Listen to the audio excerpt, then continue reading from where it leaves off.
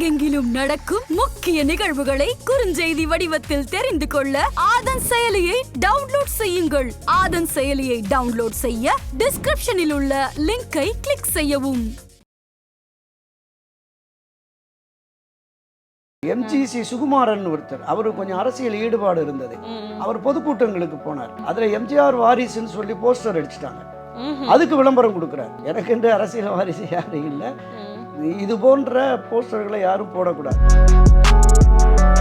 1984 December தேர்தலின் போது எம்ஜிஆர் உயிருடன் இல்லை, அவர் அமெரிக்க மருத்துவமனையில் ஐஸ் பெட்டியில் வச்சிருக்காங்கன்னு திமுக பிரச்சாரம் பண்ணது. பல பகுதிகளில் இந்த சிற்றுந்து வசதி, இன்னைக்கு மினி பஸ்ன்னு சொல்றாங்கல்ல, அது அவர் தான் ஏற்பட்டார். பெண்களுக்கென்று தனி பிரத்யேக பஸ் வசதி என்பதும் அவர் தான்.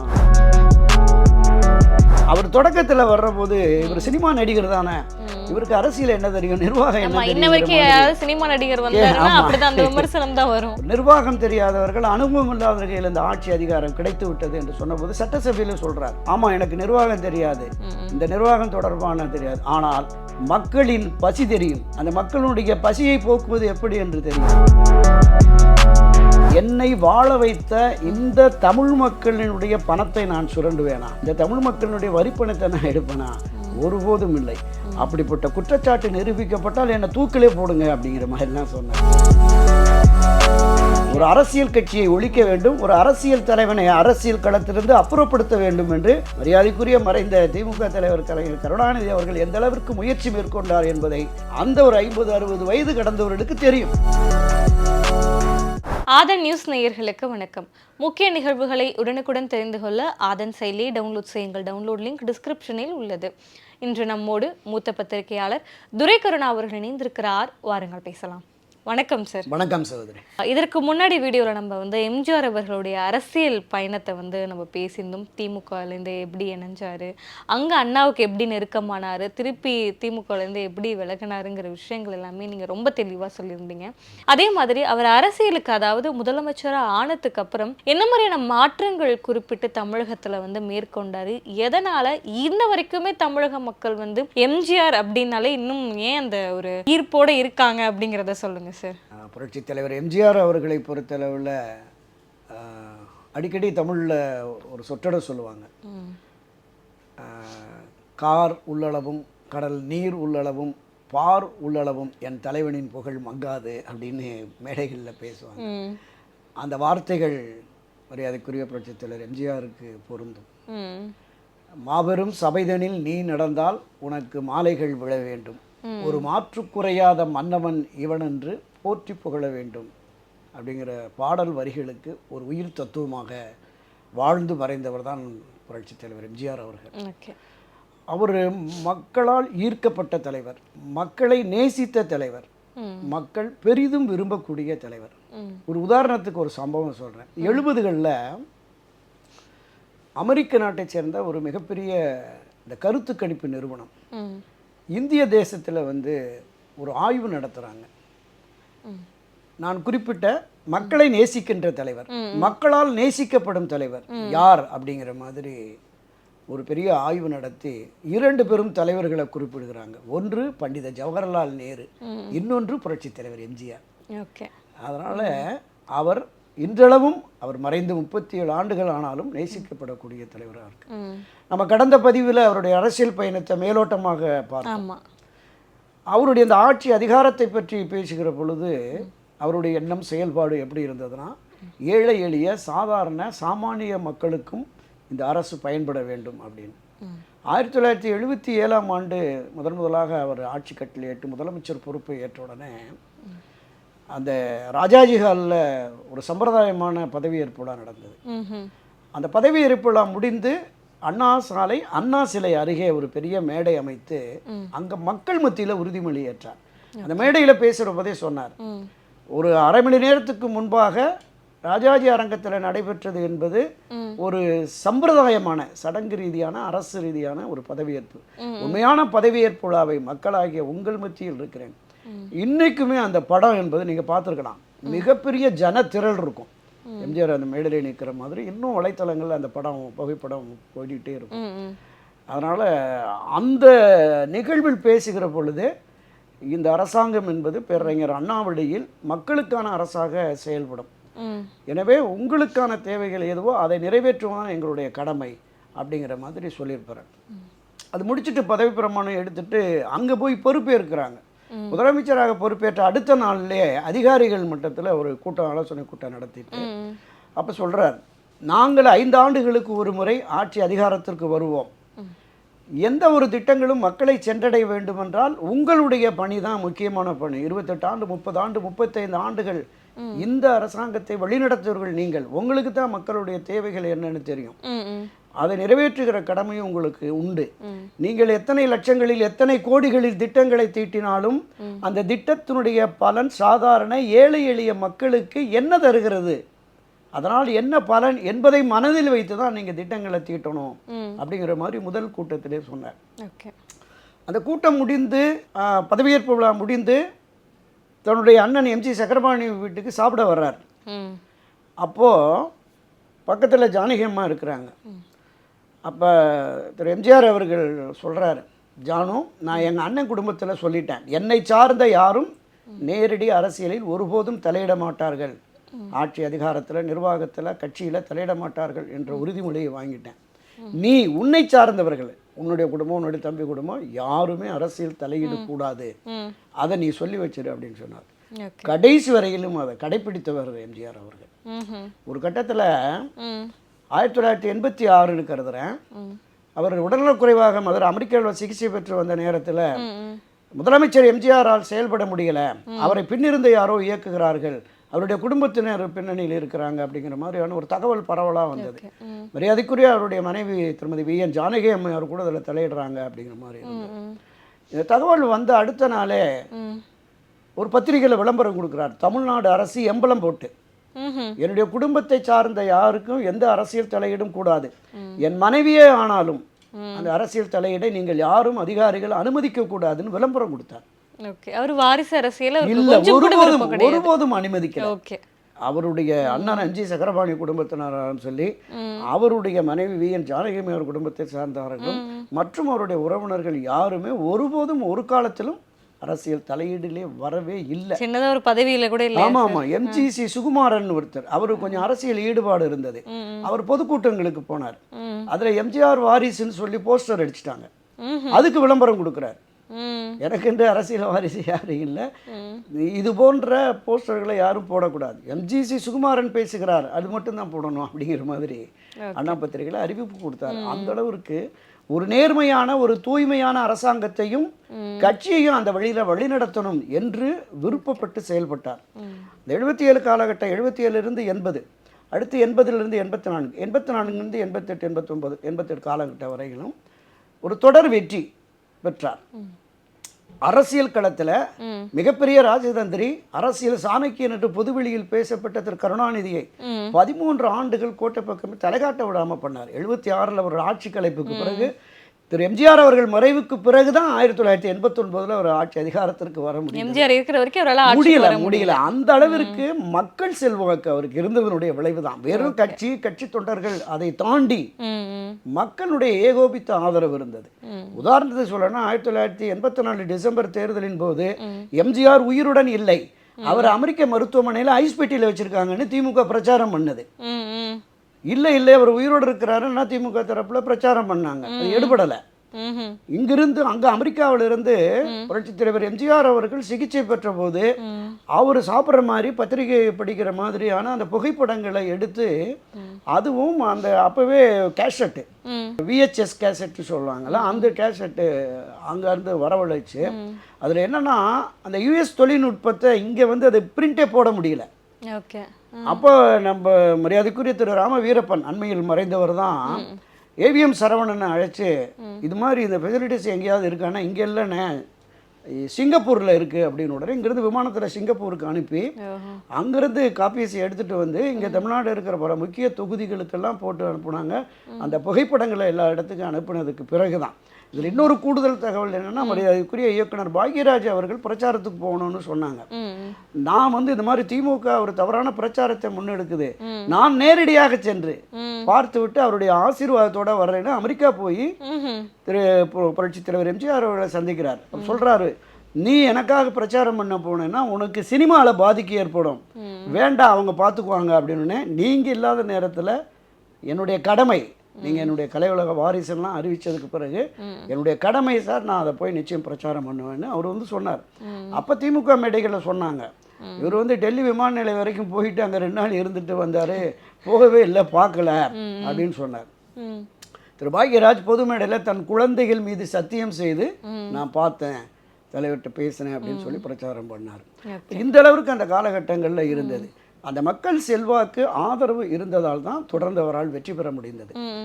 வந்த உடனே 77-80 காலகட்டங்களில் தன்னிறைவு திட்டம்னு ஒரு திட்டம் கொண்டு வருகிறார். அதில் சாதாரண சாமானிய ஏழை மக்கள் வசிக்கிற அந்த குடிசை பகுதிகளிலிருந்து எல்லா பகுதிகளுக்கும் சாலை வசதி, மின்விளக்கு வசதி, ஆரம்ப சுகாதார நிலையங்கள், அது மாதிரியான தன்னிறைவு திட்டம். அது வரைக்கும் பொது விநியோகம் என்பது தனியார் நிறுவனங்கள் மூலமாக தான் பண்ணிகிட்டு இருந்தாங்க. ஒரே உத்தரவில் 22,000 அந்த பொது நியாய விலைக் கடைகள், ரேஷன் கடைகளை கொண்டு வந்தாங்க. அங்கே அத்தியாவசிய பொருட்கள் மக்களுக்கு, ரேஷன் கடையை முதல்ல கொண்டு வந்ததே எம்ஜிஆர் அவர்கள் தான். அப்போ அந்த பொருட்கள், அத்தியாவசிய பொருட்கள் தடையில்லாமல் மக்களுக்கு கிடைக்கணும், மிக குறைந்த விலையில். கிட்டத்தட்ட 10 ஆண்டுகளுக்கு மேலாக அந்த அரிசி விலையை உயர்த்தலை. அதனுடைய விளைவு பொது வெளிகளில் மார்க்கெட்லேயும் அரிசி விலை உயராமல் பார்த்துக்கிட்டாங்க. அவர் எல்லா அரிசி, பருப்பு, எண்ணெய், மண்ணெண்ணெய், பாமா எல்லாம் தின்னுட்டுன்னா இருக்கும். நீங்கள் பெரியவங்களை கேட்டிங்கன்னா ஒரு 40-50 வருஷத்துக்கு முன்னாடி உள்ளவங்களை கேட்டிங்கன்னா தெரியும். 2 லிட்டர் கேனு, 5 லிட்டர் கேனு பாமா எல்லாம் மலேசியாவிலேருந்து இறக்குமதி பண்ணி இங்கே கொடுத்தாங்க. அந்த அளவுக்கு ஏழை எளிய சாதாரண மக்கள் பயன்படுத்தக்கூடிய, அவர்கள் உணவுக்கு பயன்படுத்தக்கூடிய அந்த அத்தியாவசிய பொருட்கள் ஒருபோதும் தடைக்கூடாது அப்படின்னு சொன்னார். அப்போ பல கிராமங்கள் பகுதிகளில் போய் பார்த்தீங்கன்னா 6 மணிக்கெல்லாம் சாப்பிட்டு 6:30-7 மணிக்கெல்லாம் எல்லாம் போய் படுத்துருவாங்க. அந்த குழந்தைங்க வந்து எதிர் வீட்டில், பக்கத்து வீட்டில் அல்லது தெரு விளக்கில் போய் உட்காந்து படிப்பாங்க. அங்கே வந்து மின் விளக்கு வசதியே இல்லை. அப்போ குடிசைகளுக்கு 1 விளக்கு மின் திட்டம் அப்படின்னு இலவசமாகவே கொண்டு வர்றாங்க. அன்றைக்கு பல குடிசைகளில் ஒளி விளக்கு ஏற்றியது புரட்சித் தலைவர் எம்ஜிஆர் அவர்கள் தான். அவருடைய செயல்பாடுகள் என்பது நான் குறிப்பிட்டது மாதிரி ஏழை மக்களுடைய வாழ்க்கை தரத்தை உயர்த்தணும் அப்படிங்கிற அந்த ஒரே நோக்கம் தான் இருந்தது. அதே மாதிரி பல பகுதிகளில் இந்த சிற்றுந்து வசதி, இன்னைக்கு மினி பஸ்ன்னு சொல்கிறாங்கல்ல, அது அவர் தான் ஏற்பட்டார். பெண்களுக்கென்று தனி பிரத்யேக பஸ் வசதி என்பதும் அவர் தான், புரட்சித் தலைவர் எம்ஜிஆர் அவர்கள் தான் கொண்டு வந்தார். இந்த 13 வருஷத்துல ஒரு நிறைய மாற்றங்களை கொண்டு வந்ததுனாலவே மக்களுக்கு வந்து இன்னும் பெரிய அளவில் ஈர்ப்பு. நீங்கள் 10 ஆண்டுகளில் 8 ஆண்டுகள் உபரி பட்ஜெட் தாக்கல் பண்ணார். கடன் இல்லை, உபரி பட்ஜெட் தாக்கல் பண்ணார். வருமானத்துக்கு தக்கவாறு செலவு செய்யணும் அப்படின்னு, அதற்கு தக்கவாறு அந்த பட்ஜெட்டை போடணும் அப்படின்ட்டு. அவர் தொடக்கத்தில் வர்றபோது இவர் சினிமா நடிகர் தானே, இவருக்கு அரசியல் என்ன தெரியும், நிர்வாகம் என்ன தெரியும், சினிமா நடிகர் அந்த விமர்சனம் தான் வரும். அது ஒரு கேலி கிண்டலுக்கு உட்பட்டாங்க. சட்டசபையிலே பேசினாங்க, நிர்வாகம் தெரியாதவர்கள், அனுபவம் இல்லாதவர்கள் இந்த ஆட்சி அதிகாரம் கிடைத்து விட்டது என்று சொன்னபோது சட்டசபையில சொல்றார், ஆமா எனக்கு நிர்வாகம் தெரியாது, இந்த நிர்வாகம் தொடர்பான தெரியாது, ஆனால் மக்களின் பசி தெரியும், அந்த மக்களுடைய பசியை போக்குவது எப்படி என்று தெரியும், மக்களுக்கான அடிப்படை தேவைகள் என்ன என்பது எனக்கு தெரியும், அது தெரிஞ்சா போதும், நிர்வாகத்தை மாத்துக்க அதிகாரிகள் இருக்காங்க அப்படின்னு சொன்னார். அந்த அளவிற்கு மக்கள் மீது அவருக்கு ஒரு மிகப்பெரிய ஈடுபாடு இருந்தது. காகித தொழிற்சாலை ஒன்று வேணும் அப்படிங்கிற மாதிரி ஒரு ப்ராசஸ் இருந்தது. உடனே அமெரிக்காவுக்கு போய் அங்கே எப்படி தொழிற்சாலை செயல்படுது அப்படிங்கிறத பார்வையிட்டு வந்து இங்கே தான் அந்த சேஷசாயி பேப்பர் தொழிற்சாலையை கொண்டு வர்றாரு. ஒவ்வொரு விஷயத்திலுமே மிகுந்த கவனத்தோடு அவருடைய செயல்பாடுகள் இருந்தது. எந்த ஒரு செயலானாலும் அவர் எதிர்கொள்கிற பாங்கு என்பது மிக நேர்த்தியாக இருக்கும். உதாரணத்துக்கு அவர் ஆட்சி அதிகாரத்துக்கு வந்தோடனே திராவிட முன்னேற்ற கழகத்தின் சார்பாக ஏராளமான போராட்டங்கள் வந்த 1 மாதத்துக்குள்ளேயே, பொதுவாகவே ஒரு ஆட்சி அமைஞ்சிருச்சுன்னா ஒரு 6 மாத காலம் ஒரு அனிமன் பீரியட்னு சொல்லுவாங்க. 67 பேரைங்கிறன்னா ஆட்சி அமைத்த போது காமராஜர்கிட்ட, பிறந்தவர் காமராஜர்கிட்ட போய் கேட்டாங்க, இந்த 1 மாத காலத்திலே நிறைய பிரச்சனைகள் வருதுன்னு. 6 மாத காலம் பொறுத்திருப்பேன், இந்த ஆட்சியின் செயல்பாடு குறித்து என்னுடைய விமர்சனம் அதற்கு பின் நான் சொல்கிறேன் அப்படின்னாரு. புதிதாக வந்திருக்கார்கள். ஆனால் திரு கருணாநிதி அவர்கள் 1 மாத காலத்திலேயே அரசுக்கு எதிரான கடுமையான போராட்டங்கள், போக்குவரத்து ஊழியர்கள் போராட்டம் ஒரு வார காலம் நடந்தது. அவருடைய போராட்டம் எதுவுமே மக்கள் மத்தியில் ஈடுபடலை. இந்த போராட்டத்தை மக்கள் கவனித்துக் கொள்வாருன்னு சொல்லுவார். டிரான்ஸ்போர்ட் ஸ்ட்ரைக்கின் உடனே மக்கள் படைன்னு சொல்லிட்டு எங்கே ஏறினாலும் எங்கே இறங்கினாலும் 25 பைசா தான் டிக்கெட்டு, ஒரு அட்டையை காட்டிட்டு நீங்கள் பாட்டில் பயணம் பண்ணுங்கன்னு 4-5 நாட்கள் பார்த்தாரு. புதிதாக ஆட்கள் எடுப்போம், வந்தவங்களுக்கு இனிமேல் அவங்களுக்கு டிரான்ஸ்போர்ட்லேயே இருக்காதுங்கிற மாதிரி ஒரு கடுமையான எச்சரிக்கை விடுத்து கொண்டு வந்துட்டார். இது என்ன காரணம்னு கேட்டிங்கன்னா, அந்த போக்குவரத்து தொழிலாளர்கள், அந்த மின்வாரிய தொழிலாளர்கள்லாம் திரு கருணாநிதி காலத்தில் அப்போ இந்த நேர்காணல் நடத்தி ரெக்ரூட்மெண்ட் மூலமாக எடுக்கிறது இல்லை, டைரெக்டாகவே போடலாம். திரு கருணாநிதி அவர்கள், என்னுடைய நினைவு சரியாக இருந்தால், சுமார் 15,000 ஊழியர்களை திமுகவினரை மின்வாரியத்தில் கொண்டு வந்தார். 10,000க்கும் மேற்பட்டவர்களை போக்குவரத்துறையில் இருந்தார். எனவே திரு எம்ஜிஆர் அவர்கள் ஆட்சி அதிகாரத்தில் இருந்த 77, 80, 84 காலகட்டங்களில் திமுக தொழிற்சங்கம் தான் அங்கே பலமாகவே இருந்தது.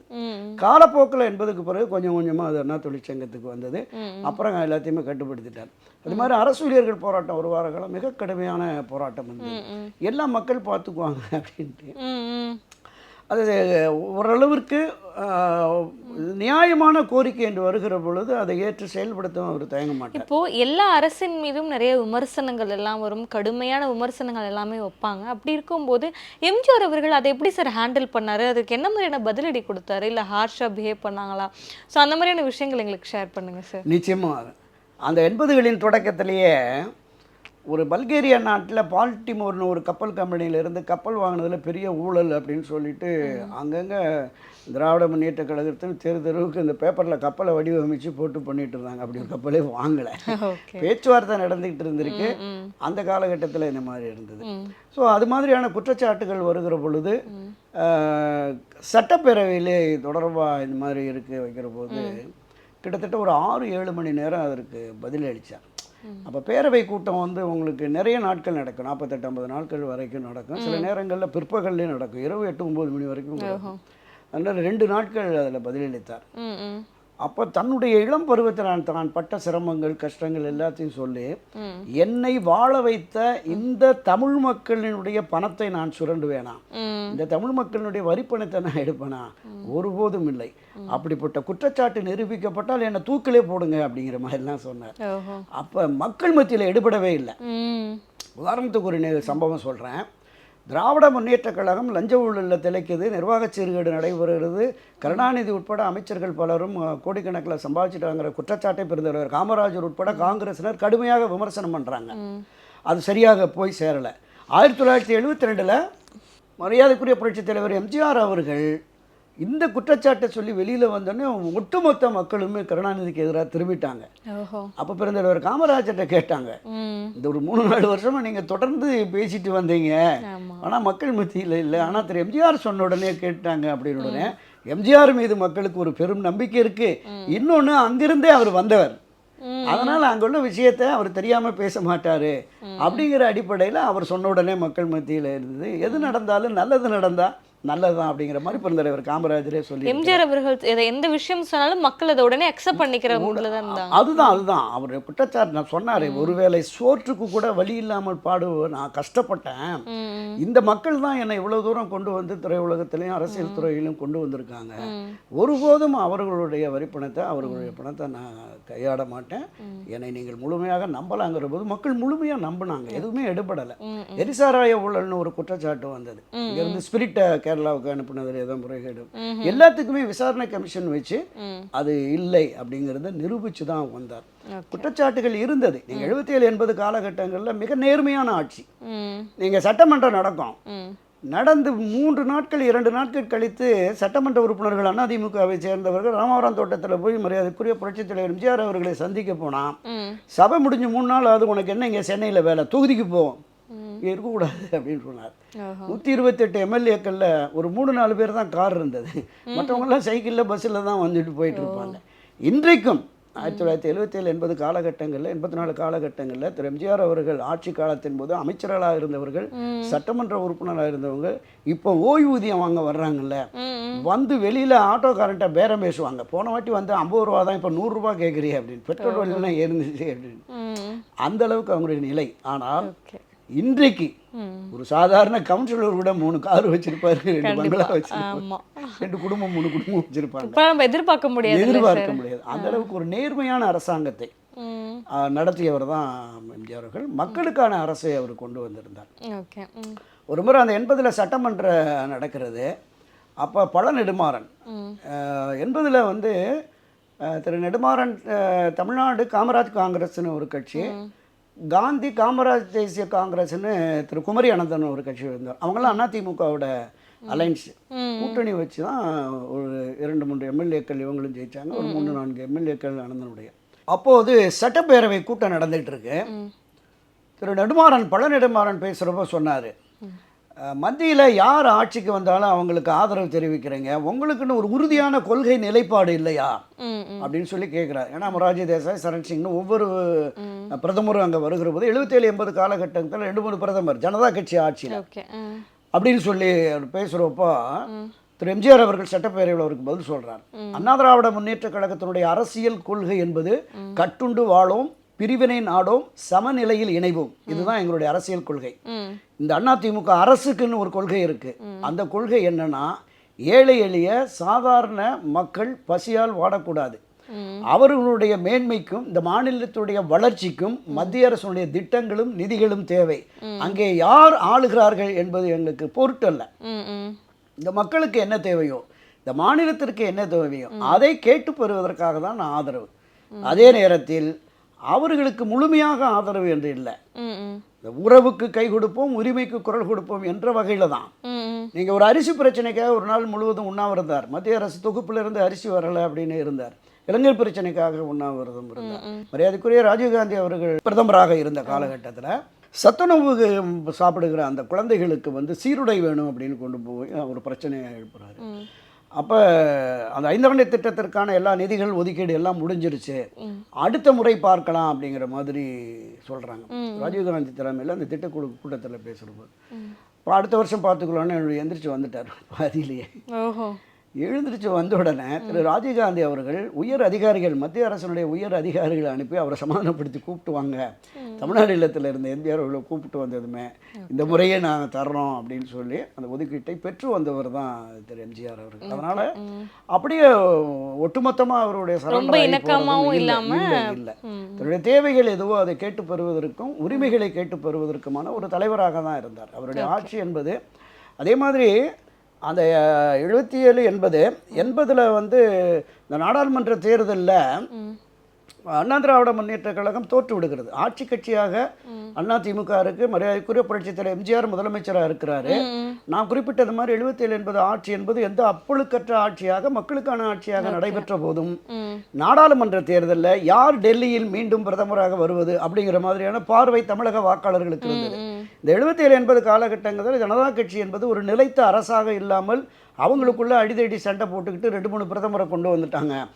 அதனால ஒரு ஸ்திரமான நிலையான மத்திய அரசு அமைய வேண்டும் என்றால் பிரதமர் இந்திரா காந்தி தலைமையில் தான் அது அமையணும் அப்படின்னு இந்திரா காந்திக்காக வாக்களித்தாங்க. எம்ஜிஆர் முதலமைச்சராக இருந்த போதும் ஆட்சி கட்சியாக அதிமுக இருந்த போதும் 2 இடங்கள் தான், 37 இடங்களில் 39 இடங்களில் போட்டிட்டு கோபிசெட்டிப்பாளையம், சிவகாசி 2 தொகுதியில் தான் எம்எல்ஏ வர்றாங்க. உடனே திமுக காங்கிரஸ் உள்ள கட்சிகள் இந்த எம்ஜிஆர் அமைச்சரவை மக்களுடைய ஆதரவை முழுவதுமாக இழந்து விட்டது. எனவே இந்த ஆட்சியை கலைக்கணும்னு டெல்லிக்கு காவடி தூக்கி போனாங்க. கலைக்கணும் அப்படின்னு சொல்லிட்டு திரு எம்ஜிஆர் அவர்கள் சொல்றாரு, எத்தனை தொகுதியில் போட்டிக்கிட்டோம், சட்டமன்ற தொகுதியில் எத்தனை, நான் கடந்த முறை என்ன வாக்குகள் வாங்கினோம், இப்போ உள்ள வாக்கு சதவீதம் என்ன, இந்த வித்தியாசத்தெல்லாம் சொல்லி மக்களுடைய ஆதரவு எங்களுக்கு இருக்கிறது.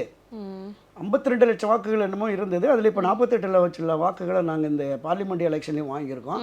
எனவே மக்கள் ஆதரவை நான் இழக்கவில்லைன்னு சொன்னார். ஆனாலும் கூட ஒரு குற்றச்சாட்டு பட்டியலை எடுத்துட்டு திரு கருணாநிதி, மூப்பனார் அப்துல் சமத் போன்றவர்களாம் கவர்னரை சந்திச்சு போய் நிறைய தவறு நடக்குது, மக்களுடைய நம்பிக்கை இழந்துட்டாங்க, ஆட்சியை கவிழ்த்துன்னு. பிரதமர் இந்திரா காந்தி ஒரு 8 மாநிலத்தில் சாபன காங்கிரஸ் கட்சியினோட ஆட்சி இருந்தது. அங்கே அலிகேஷன்ஸ் வருது. 8 மாநிலத்தை கலைப்பதற்கான அந்த முன்முயற்சியில் ஈடுபடுகிற பொழுது 9வது மாநிலமாக தமிழகத்தையும் கலைக்கணும் அப்படின்னு போய் கலைச்சிட்டாங்க. கலைச்ச உடனே திரு எம்ஜிஆர் அவர்கள் 4 மாதத்தில் தான் இந்த தேர்தல், சட்டமன்ற பொது தேர்தல் 5 மாதத்தில் வருது. இந்த பார்லிமெண்ட் இதில் தோற்ற உடனே, ஆட்சி கலைத்த உடனே அது ஒரு சம்பவம், ஒரு உருக்கமான சம்பவம் தான் நான் அதை சொல்லணும். ராமாவரம் தோட்டத்திற்கு ஏராளமான அரசியல்வாதிகள், கட்சியினர் முக்கியம் போய் அவரை போய் துக்கம் விசாரிக்கிற மாதிரி என்னென்ன இப்படி அடிச்சு பண்ணு அடிச்சுன்னு உடனே அவர் ஒரு வார காலமாவது ஓய்வு எடுக்கலான்னு சொல்லி கோயம்புத்தூருக்கு போயிடுறேன். அப்போ கோயம்புத்தூருக்கு போகிற போது தன்னுடைய உதவியாளரை கூப்பிட்டு எவ்வளோ பணம் இருக்குது அப்படின்னு கேட்குறாரு. 48,000 ரூபாய் இருக்குன்னு. சரி, அதை எடுத்துகிட்டு வாங்க, நம்ம ஒரு வாரம் அங்கே போய் தங்கிடுவோம் அப்படின்னு. அங்கே ஒரு விடுதியில் போய் இருக்கிற 40,000 ரூபா பணத்தை கட்டிட்டு தங்குறாங்க. 4 நாள் ஆச்சு. 5ஆவது நாள் மேனேஜர் கூப்பிட்டு கொஞ்சம் அமௌண்ட் கட்டினா பரவாயில்ல அப்படின்னு சொல்கிறாங்க. யாரு முதலமைச்சராக 77-80 இருந்த திரு எம்ஜிஆர் அங்கே தங்கியிருக்கிறாரு. முதலமைச்சராக இருந்தவர், அதை நீங்கள் பார்க்கணும். உடனே உதவியாளர் போய் தலைவர்கிட்ட சொல்கிறார், ஐயா இந்த மாதிரி இன்னும் கொஞ்சம் பணம் கட்டணும் அப்படின்னு சொல்கிறாங்க அப்படின்னு. அப்போ அப்படியா, சரி நம்ம கோவை தம்பிக்கு ஃபோன் பண்ணுங்கிறார். ப்ரொடியூசரும் அதிமுகவினுடைய எம்எல்ஏவாக இருந்தவர் கோவை தம்பி, மதர்லேண்ட் பிக்சர்ஸ் கோவை தம்பி. கோவை தம்பிக்கு ஃபோன் பண்ணுற உடனே திரு எம்ஜிஆர் அவர்களே வாங்கி, தம்பி உங்கள்கிட்ட இப்போ எவ்வளோ பணம் இருக்குதுன்னு கேட்குறாரு. ஆனால் எவ்வளோ வேணும்னு சொல்லுங்கண்ணே, நான் ரெடி பண்ணிட்டு வர்றேன். இப்போ எவ்வளோ இருக்குது அப்படின்னு கேட்குறாரு. இப்போ ஒரு 40,000 38,000 40,000 ரூபா பணம் இருக்குன்னு, அதை எடுத்துகிட்டு உடனே வாங்க அப்படிங்கிறார். கோவை தம்பி அந்த பணத்தை எடுத்துகிட்டு அங்கே இருந்த அரங்கநாயகம் அரங்கநாயகம் அவர் தான் முதல்ல அந்த 74 கோயம்புத்தூர் தொடாமுத்தூர் தொகுதியில் எம்எல்ஏ வெற்றி பெற்றார். அவருக்கு ஃபோன் பண்ணி இது மாதிரி தலைவர் ஏதோ நெருக்கடியில் இருக்கிறாரு, பணம் எவ்வளோ இருக்குன்னு கேட்டார். நான் இருக்கு 38,40 ரூபா இருக்குன்னு சொன்னேன், எடுத்துகிட்டு வர சொல்கிறேன், உங்கள்கிட்ட ஏதாவது இருந்தால் எடுத்துகிட்டு வாங்க அப்படின்னு. அவர் என்கிட்ட ஒரு 25,000 ரூபாய்க்கு எடுத்துகிட்டு வரேன் அப்படின்னு. 2 பேருமே பணம் எடுத்துகிட்டு வர்றபடியில் இன்னும் 4 மாதத்தில் தேர்தல் வருது, இவ்வளவு நெருக்கடியில் தலைவர் இருக்கார். அதனால் அங்கே வரதராஜன் ஒரு பெரிய தொழிலதிபர், கோவை வரதராஜன் மிகப்பெரிய தொழிலதிபர், அவர்கிட்ட ஏதாவது பார்ட்டி ஃபண்டு கேட்கலாம் அப்படின்னு. உடனே இவங்க 2 பேரும் போய் அங்கே அவரை சந்தித்து இது மாதிரி எலெக்ஷனுக்கு இப்போ ஒரு பார்ட்டி ஃபண்டு தேவைப்படுது அப்படின்னு தொழிலதிபர் கேட்குறார். நானே நேரடியாக வந்து கொடுக்கலாமா அப்படின்னு. வாங்க, நான் போய் தலைவர்கிட்ட பேசிவிட்டு என்ன டைம்னு கேட்டு சொல்கிறோம். சரின்னு வந்துட்டாங்க.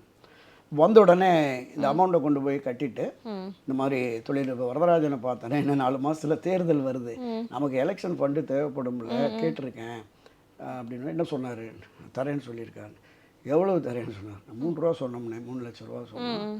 சரின்னு சொல்லிட்டாரு. உங்கள்கிட்ட நேரடியாக தரணும்னாரு. சரி வர சொல்லுங்கள், காலைல ஒரு 11 மணிக்கு வர சொல்லுங்கள்.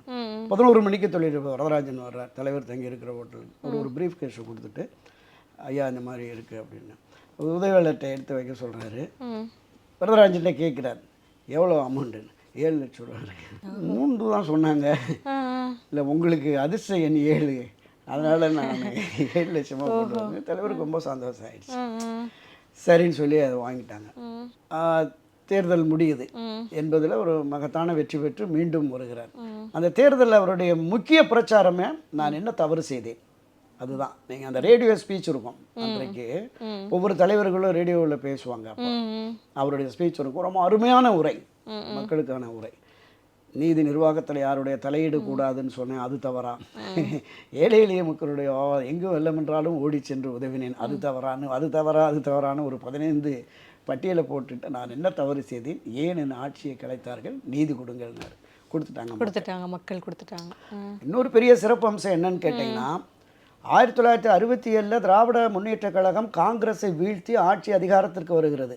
எந்த காங்கிரஸை வீழ்த்த வேண்டும் என்று திராவிட முன்னேற்ற கழகம் பேரறிஞர் அண்ணா தலைமையில் களம் கண்டு ஒரு எதிரும்புதிருமாக இருந்த ஒரு 6-7 கட்சிகளை இணைத்து ஆட்சி அதிகாரத்திற்கு வந்தாரோ, அந்த காங்கிரஸை மீண்டும் ஆட்சிக்கு கொண்டு வருவதற்கு திரு கருணாநிதி வழிவகுத்தார். 80ல் 50-50 சீட் ஷேரிங். 234 தொகுதியில் காங்கிரஸ் 109, திமுக 109. காங்கிரசும் திமுகவும் கூட்டணி ஆட்சி என்று பிரகடனப்படுத்தி களங்கண்டார்கள். இந்த 109 எதற்காகனா அதிமுகவுக்கு எதிரி எம்ஜிஆர் அவர்களை அரசியலிருந்து அப்புறப்படுத்த வேண்டும், அண்ணா திமுகவை அரசியலிருந்து ஒழித்து கட்ட வேண்டும், அதுதான் அவருடைய நோக்கம்.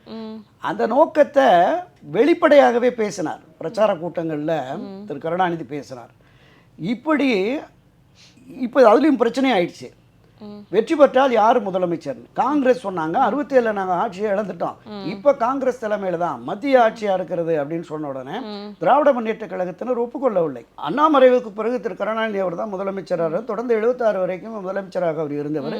எனவே மீண்டும் திமுக தலைமையில் திரு கருணாநிதி தலைமையில் அமைச்சரவை அப்படின்னு வந்தால் தான் சரியாக இருக்கும் அப்படின்னு சொல்கிறாங்க. இந்த 2 பஞ்சாயத்தும் திருமதி இந்திரா காந்திகிட்ட பிரதமர்கிட்ட போகுது.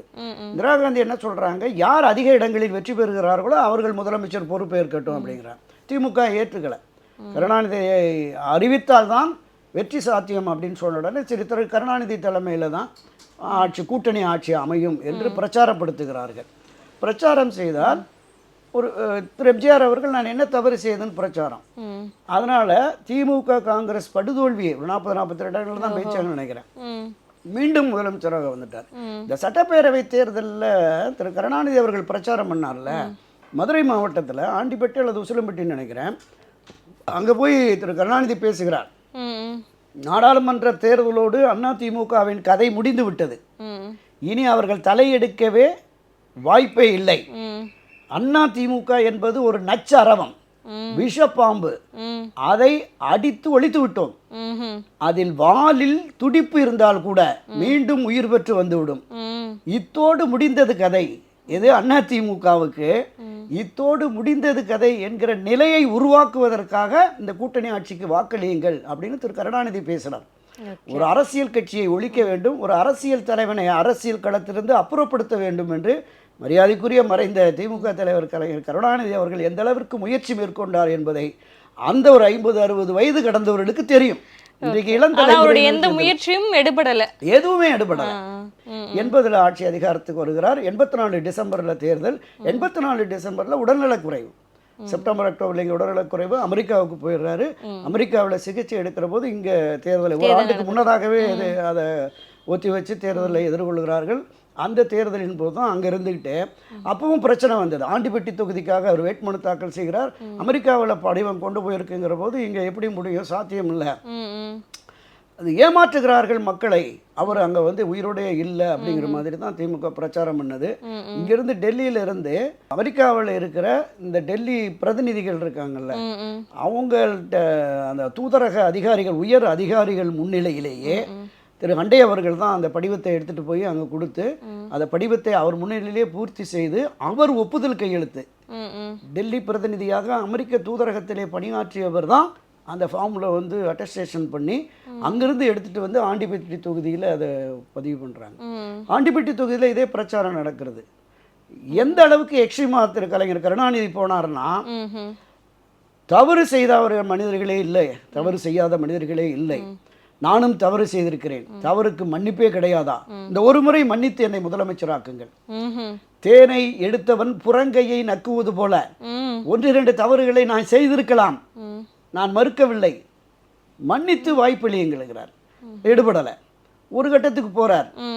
என்னுடைய நண்பர் 40 ஆண்டு கால நண்பர் ஒரு உடல்நலக்குறைவாக நோய்வாய்ப்பட்டிருக்கிறார், ஒரு மீண்டும் திரும்ப வேண்டும் என்று நானும் விரும்புகிறேன், அவர் திரும்பி வந்தால் இந்த முதலமைச்சர் பொறுப்பை அவரிடம் ஒப்படைத்து விடுகிறேன், அது வரைக்குமாவது எனக்கு வாக்களித்து முதலமைச்சராக தேர்ந்தெடுங்கிறார். மதுரை மாவட்டத்தில் பல பகுதியில் திரு கருணாநிதி படத்தையும் புரட்சித் தலைவர் எம்ஜிஆர் படத்தையும் போட்டு நடுவில் உதயசூரியன் போட்டு ஓட்டு கேட்டாங்க. நண்பருடைய நோய் நலிவு நீங்க, நாட்டின் நலிவு நீங்க, உதயசூரியனுக்கு வாக்களியுங்கள். என்கிட்ட இன்னும் அந்த காப்பீஸ் எல்லாம் இருக்கு. இந்த புகைப்படங்களை ஒட்டி திரு எம்ஜிஆர் படத்தை போட்டு உதயசூரியனுக்கு வாக்கு கேட்டார்கள். அந்த காலகட்டத்தில் தான் இப்போ அடிக்கடி கலைஞர் தொலைக்காட்சியில் ஒரு டைலாக் வருது இல்ல, என்னை கடலிலே தூக்கி வீசி இருந்தாலும் கட்டுமரம், அந்த டைலாக் அப்பதான் போட்டார். நீங்கள் அடித்து துரத்தினாலும் நான் தெருநாய் போல ஓடிவிட மாட்டேன், உங்கள் வீட்டு நாயாக உங்கள் காலை சுற்றியே வருவேன், நீங்கள் அடித்து நீங்கள் என்னை வீசி எறிந்தால் தேங்காயாக உடைத்து சிதறி உங்களுக்கு பயன்படுவேன், என்னை தூக்கி கடலில் வீசினாலும் கட்டுமரமாக விழுந்து உங்களை காப்பாற்றுவேன் அப்படிங்கிற டைலாக் எல்லாம் அப்பதான் பேசினார். எந்த டைலாக்கும் எடுபடல. எம்ஜிஆர் அவர் இருக்கிற வரைக்கும் எதுவுமே எடுபட கிடையாது. செல்வாக்கு என்பது கடைசி வரையிலும் எடுபடாமல் முதலமைச்சராக அமெரிக்க நாட்டிற்கு சென்றால் முதலமைச்சராக திரும்ப வந்து இந்த மண்ணிலே மீண்டும் ஒரு 87 டிசம்பர் வரைக்கும் ஆட்சி அதிகாரத்தில் இருந்தார். அந்த 85-86 காலகட்டத்தில் திராவிட முன்னேற்ற கழக மேடைகளில் மிக கடுமையான விமர்சனம். ஊமையன் ஆட்சி, நினைவற்றவன் ஆட்சி, பேச தெரியாத ஒருத்தர் முதலமைச்சராக இருக்க முடியுமான்னு மிக கடுமையான விமர்சனம் இருந்தது. 86 மதுரையில் அனைத்துலக எம்ஜிஆர் மன்றத்தின் சார்பாக ஒரு மாநாடு. அந்த மாநாட்டில் பேசிய புரட்சித் தலைவர் எம்ஜிஆர் சொல்றாரு, நாங்கள் 77 ஆட்சி அதிகாரத்தில் இருக்கிறோம் தொடர்ந்து, ஆனாலும் திமுகவினருடைய அராஜகம் எதிர்ப்புகள் என்பது அங்கங்க இருக்குது, எங்களுடைய கட்சி தொண்டர்களுக்கு மன்ற தொண்டர்களுக்கெல்லாம் பாதுகாப்பு இல்லாத நிலை இருக்கிறது, எனவே அரசாங்கம் அனுமதிக்கிற அளவிலான கத்தியை வைத்துக் கொள்ளலாம், தொண்டர்கள் எல்லாம் கத்தி வச்சுங்கன்னு பேசினார். உடனே அடுத்த நாள்ல இருந்து முதலமைச்சரே இப்படி பேசலாமா, ஒரு முதலமைச்சர் கத்தி வச்சுக்கன்னு சொல்லலாமா, யார் ஊமையன் பேச தெரியாதவன் விமர்சனம் பண்ணானா அவனை பூராத்தையும் பேச வச்சார். அதுதான் எம்ஜிஆர். ஓகே. அந்த அளவிற்கு மக்களை ஈர்க்கக்கூடிய, மக்களை நேசித்த, மக்களால் நேசிக்கப்பட்ட மாபெரும் தலைவர். அவருடைய அந்த 10 ஆண்டுக்கு 10.5 ஆண்டுகள் ஆட்சி என்பது மக்களுக்கான ஆட்சியாக இருந்தது. இன்றைக்குமே அமர்த்தியா சென்னு சொல்லிட்டு மிக பிரபலமான பொருளாதார நிபுணர், நோபல் பரிசு பெற்ற நிபுணர். அவர் 80களில் அவருடைய ஒரு பத்திரிகை பேட்டியில் சொன்னார், அந்த பிற்படுத்தப்பட்டோருக்கான இடஒதுக்கீடு 31% 50% உயர்த்தியதும், சத்துணவு திட்டம் உள்ளிட்ட மக்கள் நல திட்டங்களும் இந்த மாநிலத்தை வளர்ச்சி பாதையில் கொண்டு சென்றிருக்கிறது அப்படிங்கிறத பதிவு பண்ணியிருந்தார். அதே 77-80 காலகட்டங்களில் இந்து பத்திரிகை ஒரு கருத்து கணிப்பு நடக்கிறது. தமிழகத்தினுடைய மக்களால் நேசிக்கப்பட்ட ஆகச்சிறந்த முதலமைச்சர் யார் என்கிற ஒரு கருத்து கணிப்பை வெளியிட்ட பொழுது 42.7% திரு எம்ஜிஆர் அவர்கள், 39.6% பெருந்தலைவர் காமராஜ் அவர்கள், வெறும் 19.5% திரு கருணாநிதி அவர்கள்.